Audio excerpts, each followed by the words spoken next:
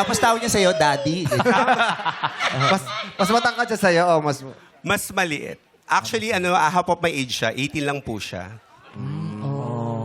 Mahirap yung ganyan, yung relasyon na tinatago at hindi kayang pangatawanan at ipagsigawan ng panindigan. isa. Yes. Masakit yun, mahirap, di ba? Masakit sa Sobrang meme. Oo, kaya dapat yung mga bakla hindi rin nasasanay sa ganyan. Kasi parang naging kalakaran na yan. Parang dati, okay lang yan. Di ba yung ganun? Parang yung mga bakla dati na nagsettle na lang sa Nasanay, ganun na sitwasyon na hindi dapat natin sinasanay, di ba?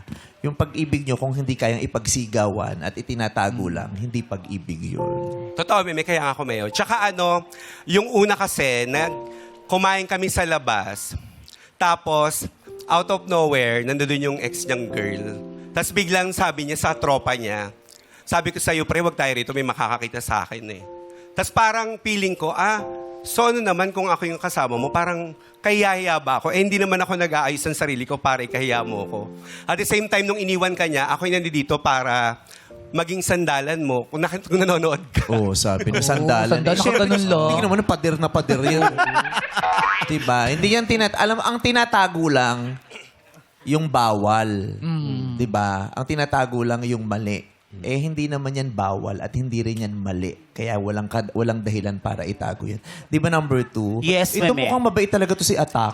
Hindi si Atak yan! Hindi si Atak yan! Ni Mama Del yan! Naguguluhan ako sa mga tao rito. Gulong-gulo na Ang dami ako. niya kamukha. May Mito Yunting, may Atak, may Marcoba sa modernong panahon.